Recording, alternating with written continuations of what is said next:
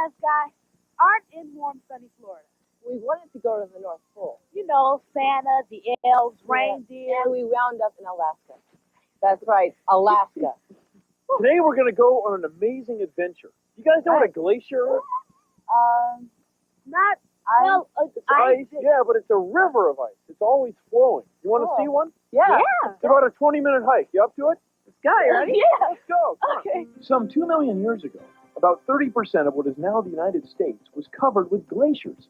In fact, the Great Lakes and the Great Salt Lake were carved by melting glaciers. Today, Alaska still has over 5,000 of them, some almost 50 miles wide. That's over 850 football fields. Is that it right there? Yeah, see how big it is? It's enormous. Huge. Bill, how did this huge rock get here? The glacier pushed it down here and left it. Isn't that So something? pushed it? Yeah, it's big and heavy, isn't it? Yeah, and all this I mean, stuff. everything? Yeah, all these big piles of dirt were all pushed down by the glacier, and that's called moraine, glacier moraine. Moraine is all the dirt and rocks in front of the glacier that get pushed ahead. This glacier has receded or melted, and this is what's left. Bill, what is this? What does it look like, Kevin?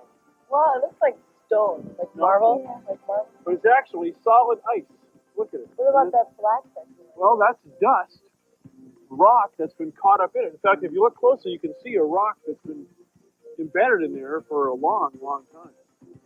So what is this stuff? Yeah. Is it volcano ashes? No, it looks like it, though. Yeah, it does. This powder was solid rock, and it was Rock? ground up by the action of the glacier. That's Like how big powder. and heavy glaciers are. Yeah, look I at it. know. Isn't that wild? Dust. It's solid Heavy rock. glacier. Ah, it's something else, huh? Let's look at some other stuff. All right. And here we are, guys. The Matanuska Glacier. Matanuska, that's the name of it. Took us about a half hour to walk in. Beautiful. Yeah, it's something, isn't it? What exactly is a glacier? A glacier is a river of ice, and it flows downhill. The ice forms over thousands of years. It takes thousands of years to make a glacier, and it's snow. The snow falls, and it doesn't melt. It just keeps building up and building up and building up, and eventually the weight of all that snow makes very strong ice, and down the hill it goes. Let me show you. Here I've got a little bit of snow in a tube. Down the bottom is a little bit of liquid water. Okay, Kevin, you're the thousands of years of snowfall.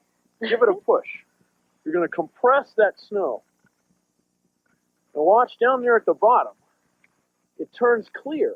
It turns to solid ice Yeah. down at the So bottom. that's how a glacier forms. But Exactly. It just keeps The going. pressure of the snow makes solid ice. The ice here at Matanuska is about 150 feet thick. Look at that. That's ice. It's Solid. almost like rock, isn't it? Solid. Yeah. Yeah. Anyway, everything around here, all that we can see right now is this solid ice. Isn't that So what's wild? the difference between glacier ice and household ice? Well, you know, there's really not that much difference. I mean, it's clean water that's fallen from the sky and frozen solid. The only difference between this and your freezer is around here, it's cold. It's really cold. Why are these big boulders cracking up like that? Well, it's actually ice. They're not really rock boulders. They're big chunks of ice. And the reason is, if you're a big piece of ice and you flow downhill, you come to a sharp edge, you start to bend and break like that. Those distinct, sharp, wide cracks are called crevasses. But anyway, along with the crevasses, you get these big chunks of ice. And they're all over the place. Look at them. The freezing cold temperatures in Alaska create a natural environment for the huge glaciers. Frequently, temperatures drop well below the freezing level. This may be ideal for glaciers, but for people, warm clothes are a must.